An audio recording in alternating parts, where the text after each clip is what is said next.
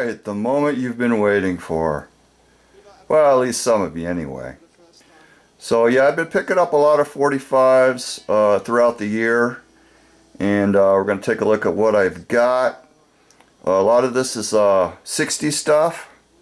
So a lot of it's pretty clean. I got some good deals on a lot of this stuff. So we'll take a look at it. This is the seeds. You're pushing too hard with the boxed logo. This is actually a reissue. The original issue of this had Out of the Question on the B-side, and I've never even seen a copy of that. But yeah, this is like a second pressing of this version. The first pressing will not have the boxed logo. A lot of different GMP crescendo label variations. Pretty confusing actually, but thanks to online information I was able to figure out a lot of it out. So this came out in July of '66. Here's Mr. Farmer, and this is the first issue with No Escape B-side, and it's from December of '66. This is an RCA Hollywood pressing. It was reissued 1 month later in January of '67 with Up in Her Room B-side, and that included a picture slave. This one I picked up offline, and it's Wild Blood. This is the last 45 to be released on GMP Crescendo, January of 1969. And a lot of information I've read over the years, like from Goldmine and stuff, always listed Falling Off the Edge of My Mind as the A-side. But according to what 45 Cat says, Wild Blood was the A-side. So, kind of interesting. You know, a really nice mint minus copy of that. That was, man, I needed this one so bad. Here's the Fallen Angels Hip Pocket Records, Room at the Top from 1968, still sealed. I got that online. Cool picture of the band, which is different from what's on their album cover. Here's the first 45 by The Leaves, Too Many People, and I picked up a copy of this for just like around, I think around $4 or something like that, from July of '65. And it was originally non-album. It's got Love Minus Zero on the flip, and pretty good shape as I remember. Might be like VG plus, something like that. Yeah, probably about a VG plus. So very cool. I was really glad to pick this up.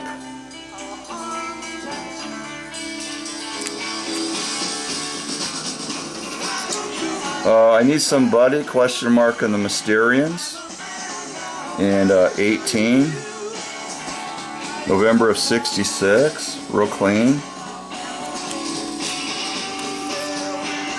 Here's Group B, I Never Really Knew, and I Know You're a Name Girl, promotional copy from March of '66. And this is beautiful mint minus condition. I got this offline. And this one is not as good as their first 45. The first 45 is a little more garagey. This one's a little bit more sugary pop. But the cool thing about it is it's the first record to feature Dickie Peterson of Blue Cheer. And it also featured his brother on drums, Jerry Peterson. And they wrote this song. You can see their writing credits there on the label. So actually, you know, pretty cool. I think I actually like the B-side better than the A-side. This is a small label out of California, Scorpio, and the first Grateful Dead 45 was on that label. as well as a whole handful of Gollywogs 45s, which was pre-Creedence Clearwater Revival. I've seen the Dead 45 in person, but I've never seen any of the Gollywog 45s before. So that, yeah, I was really glad to get that. A real cool early association folk rock 45 doing Dylan's One Too Many Mornings in 40 times, November of 1965. And I'm thinking that is come out before their album. Could be wrong on that. Don't quote me on that. Here's Pandora's Golden Heebie-Jeebies. Very cool psych cut. Promo. November of 1966. Standing Still on the Flip. Yeah, both of these Association 45s are super cool. The Vegetables, I Still Love You, and this is their first 45 from August of 1965, and real clean, bottom label.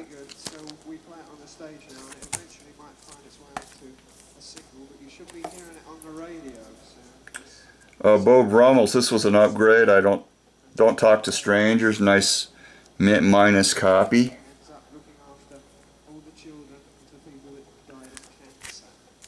That's Townsend talking about the track Little Billy. In the 60s, The Who did a song called Little Billy for the American Cancer Society. And it's a pretty obscure, rare song. And they're performing it live here, 1968, at the Fillmore East in New York. Let's see. The Critters, Bad Misunderstanding, and Forever or No More, non-album track. I can't remember if both of these are non-album or just Bad Misunderstanding. It might just be Bad Misunderstanding. I don't remember. But it's November of 1966.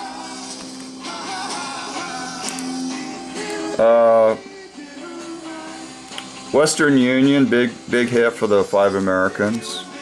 January 67. And just a lot of these, they're just super clean. So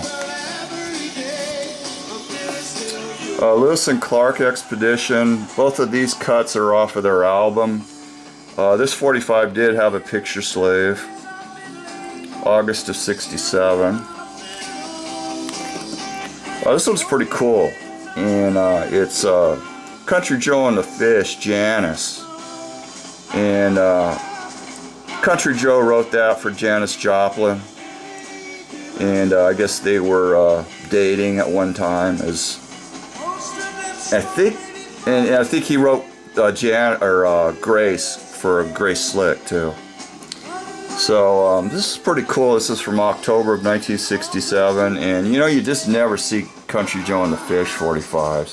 This is really clean, and it's got these cool 60s ink stamps on it. There's an eyeball, and this side has got Love is the Ultimate Trip. This has an orchestrated version of Janis on the B-side.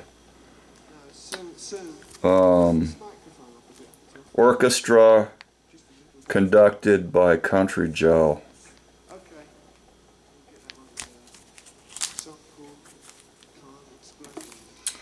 Here's the Carousel on Teen Town. First 45 from 1969.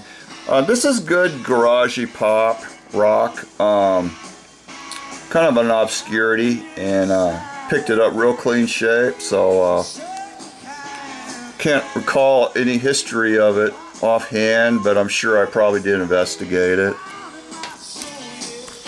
A lot of these I've not studied in a long time, so I'm just going by memory here. Here's 10 Seconds to Heaven, The Ventures. Original Company Slave. This is a promo copy.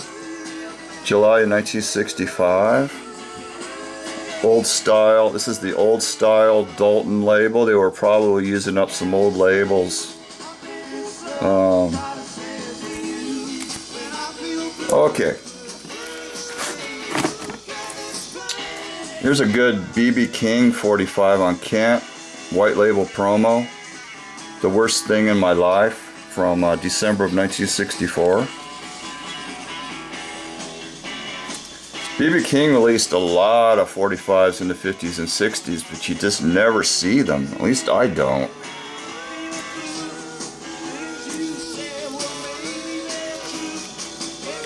Now this one was in that box. When I found all those Rockabilly 45s, this one was in the box. It's Peter Best, he was the original drummer for the Beatles.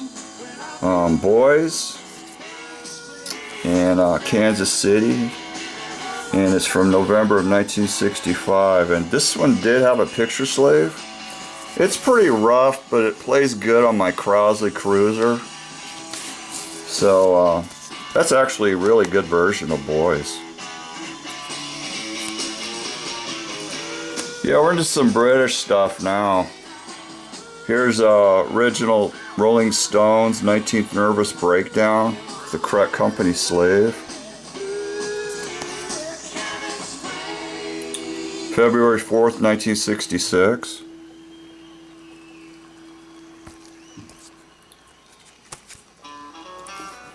Here's the band we've been listening to, The Who. Pictures of Lily. And Dr. Doctor from June 24th, 1967. Originally non-album cuts. And it is a cutout, but it's mint minus, and this was one that I was missing in my Who 45s collection. I think the hole that I have now to fill would be The Kids Are Alright. I don't have that one. Here's an original Bee Gees 45. September 8th, 1967, original UK. Massachusetts was a big hit. But it's got a cool pop psych B-side that wasn't released in the US, originally anyway. It may have come out later. Barker of the UFO. So, yeah, that was a cool find. Pretty clean shape. The company sleeve is actually a US company sleeve, but the original UK sleeve that would have went with this record looks just like that. So it's kind of a substitute for me. The Animals, It's My Life, original UK 45, non-album tracks originally. In October 22nd, 1965. Great 45 here. And I read something about the story behind this song is the lyrics are written as if a criminal was singing the song. So kind of interesting. The Yardbirds, Evil Hearted You. Original UK company sleeve. And this is from October 1st, 1965, and it's got Still I'm Sad on the flip. And this, to me, is probably about the earliest song that can be considered psych. With the Gregorian chant, backing vocals. Just an amazing, groundbreaking track right there. So that even predated like the Kinks, See My Friends, which was proto-psych. If anybody knows anything earlier than October of 65 as far as psychedelia, let me know. Here's one Bo will love. U.S. copy of Tom Jones, She's a Lady.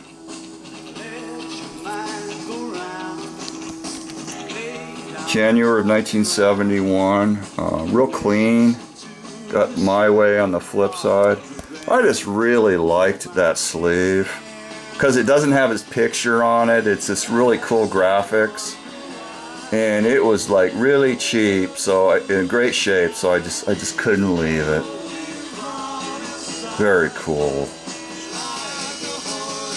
Okay, here's some later pressings of stuff. I got the Aztecs World of Woe on Sundays.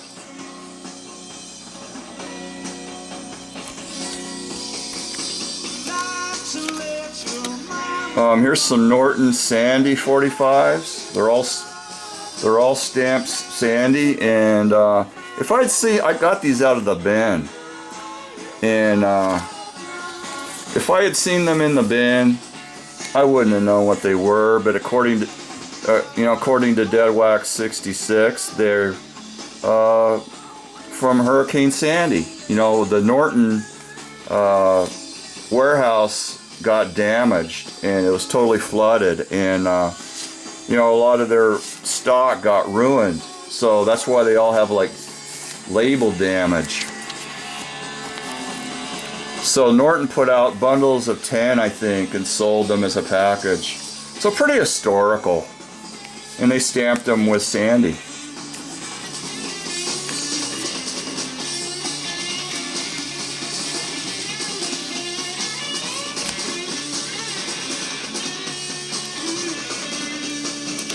All right, the Foggy Notions on Sundays. This is an exact reproduction of a rare garage single.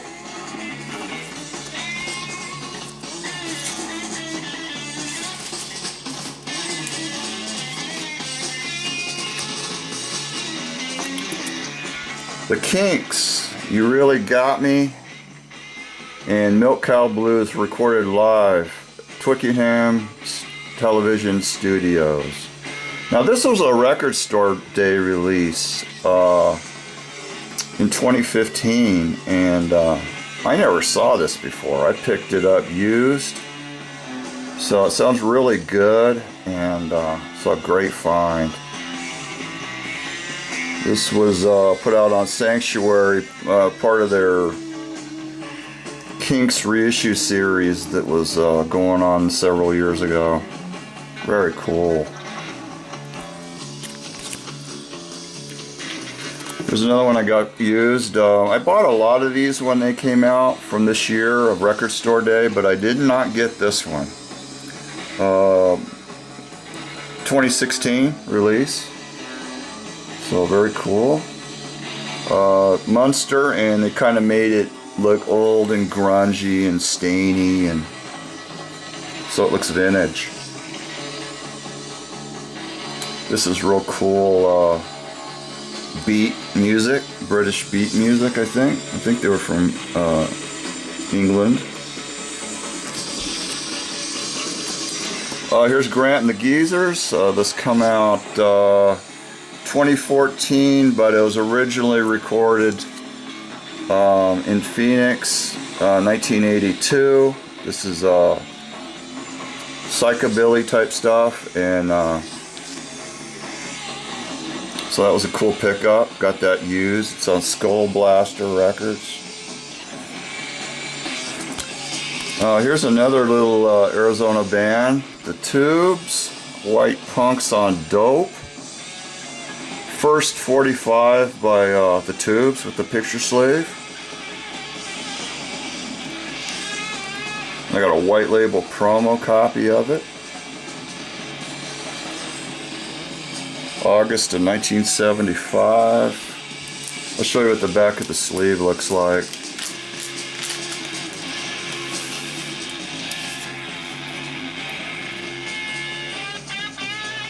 So that was a cool find. It's got a special edited version in mono and stereo. So I think there's some language that was edited out or something like that. Shortened, produced by Al Cooper.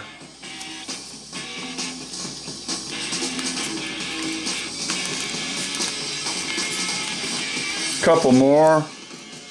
There's a 1991 Liars 45. This is a Boston band. Jeff Connolly of DMZ formed this band. He was the front man. And it's on Tang Records, 1991. It's got the Spades' We Sell Soul, which was the first record to feature Rocky Erickson on vocal.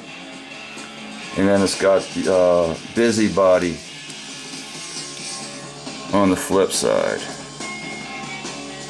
So I picked that up. Pretty cool. Colored vinyl version. I think there's also a black vinyl version of it. And the last one I got is the New York Dolls.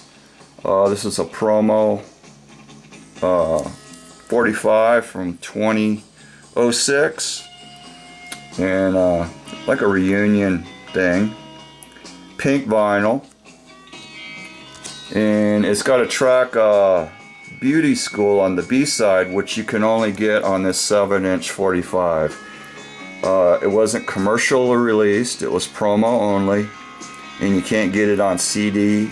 You can only find it on vinyl on this promo 45. So that's pretty cool.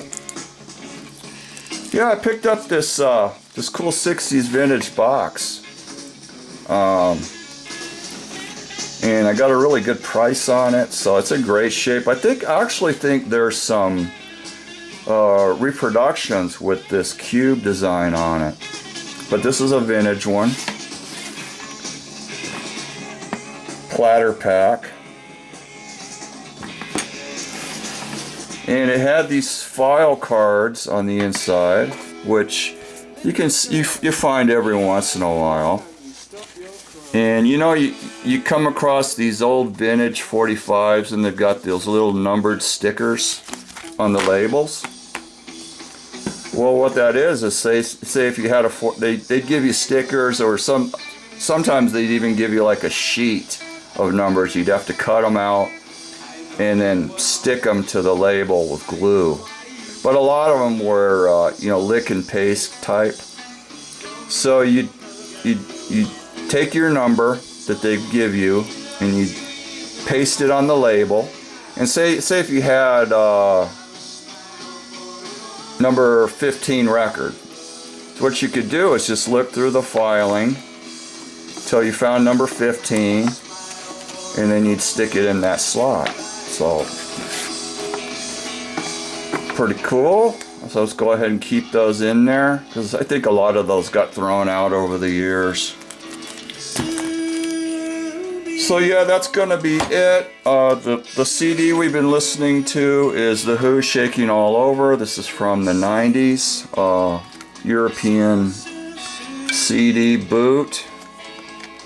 And there's a cool picture on the insert that I will show you,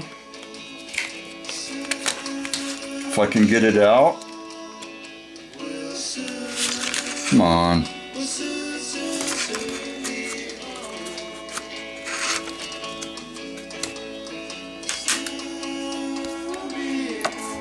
There's a picture of Keith Moon, and he just smashed his pictures of Lily drum kit.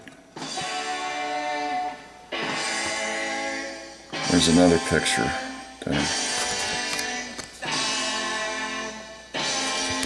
Live at the Fillmore East, and in the 70s this came out on an old bootleg, vinyl bootleg. But this has super clean sound. I don't hear any crackles or ticks like it was mastered from vinyl. So I don't know, maybe they got a hold of a tape, I don't know, but it sounds really great. So really cool set list, and there's a lot of rarities there. Yeah, Little Billy. I don't know the real history of that song. It's a song they did for the Cancer Society, and I don't know if it ever got pressed on any kind of an acetate, or I don't know. I don't know anything about it. But this is the only version of it I've ever heard on. You know, this is Live Fillmore East, New York, April 5th, 1968 is when that was recorded. Okay, that's going to do it, and hope you enjoyed the video. Everybody take care, and I'll catch you next time. Bye.